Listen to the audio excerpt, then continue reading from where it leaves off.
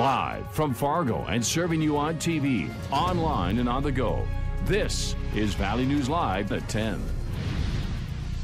Family members are breathing easier tonight after a loved one who'd been missing for several days was found alive in Ada, Minnesota this morning. A tip led authorities to Rich Hansen's vehicle parked just blocks away from their office. Valley News Team's Joseph Ojo spoke to Hansen's older sister, who is thanking her lucky stars that her brother is now reunited with her family. Feelings of absolute shock turned into relief for Jody Hansen after days of her brother Rich being missing, leaving her and her family worried. We really thought that he wasn't with us anymore. It had been so long since we had heard from him. Miles away in Florida, Jody reached out to Rich days before he went missing because she felt something was off. Struggling with alcoholism and depression, and he had been doing so much better recently. Described by his sister as a highly regarded member of his community and a member of the Dilworth-Glendon Felton School Board, Rich's disappearance was a huge blow to those in the Red River Valley. It just showed how much Rich really is loved. I mean, he's such a kind heart, and he's always been such a good person to everybody. Now that the days of frustration and worrying have come to an end, Jody plans to come and see her brother to make sure he gets the proper help and treatment. Her message also to others now who may be too embarrassed because they are dealing with alcoholism and depression is for them to not keep it to themselves. Speak out and ask for help, because there's a lot of people out there we saw when Rich was missing that are willing to help and would love to help and lend a hand and an ear. In Ada, Minnesota, Joseph Ojo, Valley News Live. The Hansen family is thanking everybody for their love and support throughout this tough time, and they add thanks to the public for getting the word out so their brother is now home safe and sound. Formal charges of murder are expected to be filed against a 21-year-old man. William Lynn Hillman of Pine River, Minnesota, is being held in the Otter Tail County Jail on a pair of second-degree murder charges. Early this morning, authorities found the bodies of two people in a trailer home in a rural area between Perham and Frazee.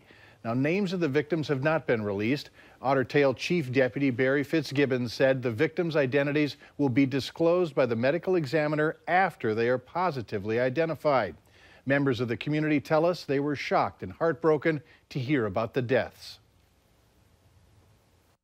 Kind of twisted that somebody has that in them to physically cause that harm to somebody else and decide, what your time's to go right now.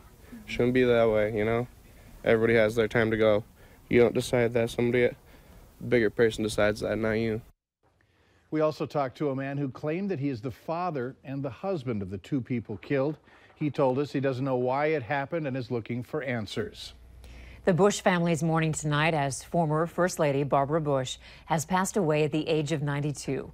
Barbara was the wife of the 41st President, George H.W. Bush, and mother of the 43rd President, George W. Bush. Another son served as governor of Florida and made a run for the White House. Barbara was a force behind a number of causes, including AIDS and children's issues. Along with her husband, Barbara raised more than $1 billion for charity. Hutch has been talking about a hiccup tomorrow and then smooth sailing after that. I made up the smooth sailing part. He's here with a first look at the forecast. Hutch? Yeah, that's pretty accurate, Mike. A quiet day today, but we saw increasing clouds as we headed into the evening. And here is a look at the latest radar. We are seeing a mixed bag of precipitation through the central Dakotas. Most of the snow in central South Dakota. Closer to home here, we have some hit and miss sprinkles. As we go through the overnight, the best chance of this will be in our westernmost counties. The best chance of some light snow first thing in the morning. Temperatures in the upper 20s to around 30 for most areas to start your Wednesday. As we go through Wednesday, this hiccup will exit. And you're right, we'll talk about that smooth sailing towards some spring-like weather here in just a minute with your updated forecast. Really uplifting to hear that. It Thanks. is. In just the past week, Valley News Live has told you about multiple children dying. And we have checked into another case that's been an open investigation for nearly 3 years. The death of a 6-month-old in West Fargo. Owen Skoji was found unresponsive at an unlicensed daycare back in June of 2015. He was pronounced dead 1 day later. An autopsy ruled the death a homicide. Detective Tim Runcorn tells us to this day there have been no charges filed and no suspects, though there are some people of interest. Neighbors tell us the daycare owner, Darcy Jo Anderson, still lives in West Fargo, but she no longer runs a daycare. Ever since the incident, they've been Pretty reclusive. We'll only see about tidbits if they're leaving for somewhere or if they're coming back from somewhere. Detective Runcorn says this is the most frustrating case he's ever worked on because both Owen's parents and the daycare owner refused to cooperate with the investigation. An Emerado, North Dakota man faces several charges, including DUI surrounding last night's crash with a Grand Forks police cruiser and another vehicle. Police say witnesses saw 31-year-old Bradley Bruce drive a van at a high rate of speed before crashing into the two vehicles on 17th Avenue South in Grand Forks. All occupants, including a mom and her child, were taken to Altru for medical attention. However, none of the injuries appeared to be life-threatening. More than 5,000 Americans were killed on the job in 2016. The Bureau of Labor Statistics indicates that North Dakota is one of the most dangerous states for workers. North Dakota is number 2 in the nation with an average of 46 workplace deaths a year, which comes out to 11.7 deaths for every 100,000 workers. The rate is high due to the amount of deaths that come from working oil and gas, construction and maintenance occupations.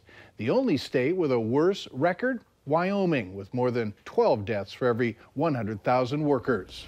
The wife of a Minnesota police officer struck and killed by an alleged distracted driver is speaking out about the issue, saying one person's choice changed both her and her son's lives forever. Sean Matthews spoke about her husband, Officer Bill Matthews, and how 9 years of a loving marriage ended when that driver struck and killed him last September. Matthews was killed in the line of duty. He was clearing debris along Interstate 394 when a woman hit him with her SUV. Personally, I have had to adjust to life without my rock. I've had to put the pursuit of my master's degree on hold and struggle to find a balance between working, parenting, and maintaining our home alone. Sean Matthews said her husband would have been outraged if this had happened to another officer, friend, or family member. If you're in a first grade classroom with a violent student, you know that going to work that day, you could potentially be hit in the face or have a chair thrown at you or have something of yours or the school's destroyed. More students are displaying aggressive behaviors. Last year in West Fargo alone, there were 125 cases of students hurting staff members. Valley News Team's Veronica Marshall spoke to the district about the problem and found out what's being done to try and fix it. It's just kind of a worry that everyone comes to work with. West Fargo Public Schools are seeing a rise in aggressive and complex behaviors amongst its youngest students. Everyone's seeing it. Everyone's seeing a rise of the behaviors, and we're not really sure how else to solve it, especially in the younger kids. Even the kindergartners that are destroying rooms, taking things and throwing them across the room. The district says its self-contained classrooms for elementary students are at capacity. And when these rooms are full, safety becomes an issue for everyone. We're seeing a lot of teachers either switch districts or switch roles, so maybe not a classroom teacher or something in a different, smaller setting because they're afraid of getting hurt. I can tell you that we do have an increase in the number of incident reports of our teachers. And those incidents haven't resulted in serious injuries in most of our cases that I'm aware of. But we do know that we have to continue to keep this on our focus and to make sure that everybody is safe. We sat down with Beth Sleddy, the incoming superintendent for West Fargo Public Schools, to talk about school safety. With the rising number of incidents of staff members being hurt by students, would you say that they're safe in the schools as they are right now? We work really hard with our teachers to ensure that anybody working with our students that have these high complex behaviors, that they're trained. And in the training, they learn how to protect themselves and protect students around them or other adults that are around them. As another short-term fix, the school board just agreed to hire 8 full-time and 1 part-time special education teachers. The teachers will be split up amongst the schools that need them the most. In the long run, West Fargo hopes to create a regional school for children with these challenging behaviors so they can get the help they need, and that idea is supported by staff. We are educators. We educate students. We are not therapists.